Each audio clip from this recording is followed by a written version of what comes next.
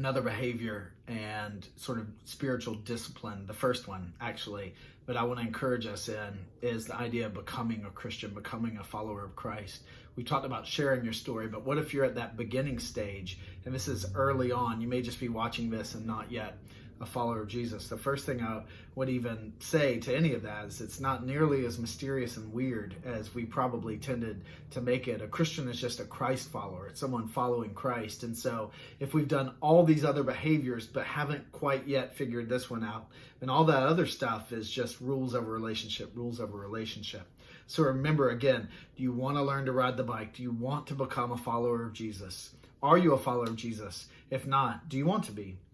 Second question, and that or the second habit, we make sure we're not leaning over into fundamentalism. And fundamentalism here would say that if we do the right things, then God will love us. And so we've got to pray this prayer, do these things, or make these public professions. But if there's no relationship, it's pointless.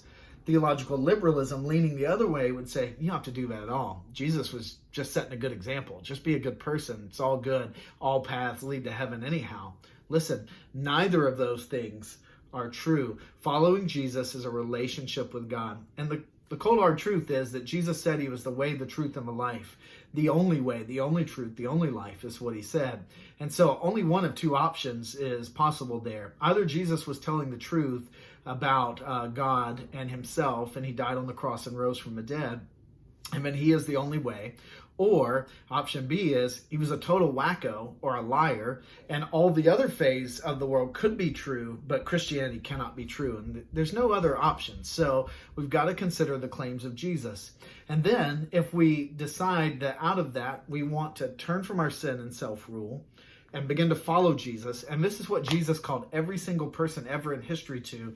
Go read the Gospels, Matthew, Mark, Luke, and John, the biographies of Jesus. And this is what he's calling people to, leaving themselves and their life and their sin and everything that they've been and following him. If we want to begin to do that, then that's how we begin a relationship with God. We hear words like being born again, and we see all these things that can creep us out, but it's really, really simple. It's not a magic prayer. Again, it's not rules. It's not leaning into these things. It's relationship. But in that relationship, for the first time, asking God, praying a prayer in the silence of our hearts, and just saying, God, I know I'm a sinner. And I believe Jesus died on the cross and rose from the dead.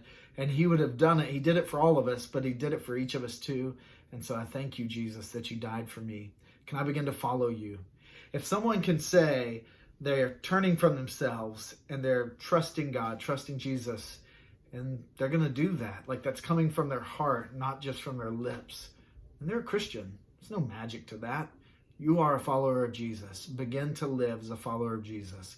Connect with God's church. Take the next steps. Make that public profession of what you've done.